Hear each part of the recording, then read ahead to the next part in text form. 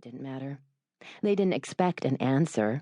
They just wanted to be around him, to see if a few drops of his Hollywood glitter would dust their ordinary lives for a second. "Angel, could I get a picture taken with you?" He glanced up from the autograph he was signing and looked at the young girl who'd asked the question. She was short and round, with cheeks that looked like china plates and waves of frizzled brown hair. He knew her in an instant. She was the girl who never got invited to the best parties and tried desperately not to care. He knew all about that. Even now, years later, he could remember what it felt like to be a teenaged boy on the outside looking in, how much it hurt. He smiled at her, and her eyes widened in surprise. She stared at him as if he'd hung the moon, and that was all it took. That one look from a stranger shot through his bloodstream like a drug. Why, darling, I'd be honored. He pulled away from his date and ducked under the police tape. He felt hands all over him, smoothing along his jacket, tangling in his hair. It used to bother him, that unsought intimacy, but he'd learned to live with it, even enjoy it if they didn't go too far. He slipped an arm around the girl and drew her close, huddling beneath the overhang of the old brick building. Another girl, tall and gangly, flashed a quick photo of them. "You look awfully pretty tonight," he said. The girl was wearing a floor-length white satin dress. "It's homecoming," she lisped, almost blinding him with the silver from her braces. Homecoming. It was a word he hadn't heard in a long time, a lifetime, and suddenly he felt old. If he were this girl's father, he would have watched her get dressed in sparkles and beads for a school dance. He wondered what that would have felt like. He brushed the vague sense of regret aside. "Where's your date?" A blush crept up her fleshy cheeks. "I don't have one. Me and some girlfriends thought we'd just watch. We were on the decorating committee." For a split second, he wasn't Angel DeMarco, movie star. He was Angelo DeMarco, the kid from the wrong side of the tracks. "Where's the dance?" he asked softly.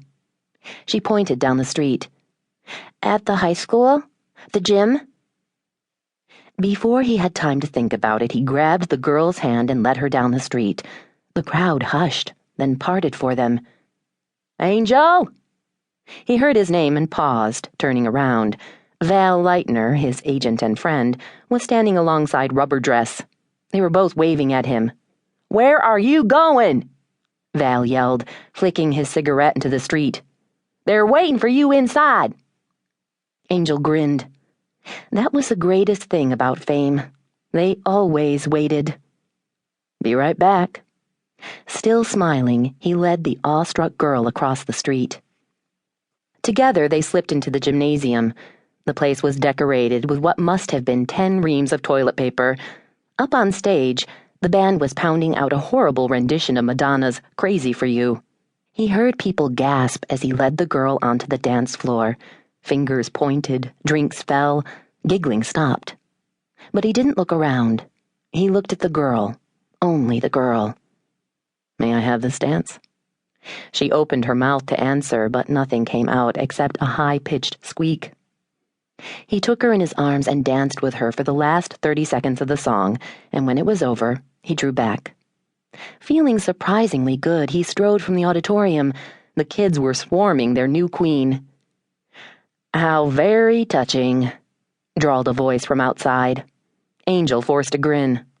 11 to 17, he said harshly. "It's my audience." Val clapped Angel on the back and pulled him out into the rainy night. "You'll have women sobbing on hard copy, for God's sake, and teenaged girls sending you invitations to the prom." Yeah, I know. Now let's get to the goddamn party. I need a drink." They raced back across the street.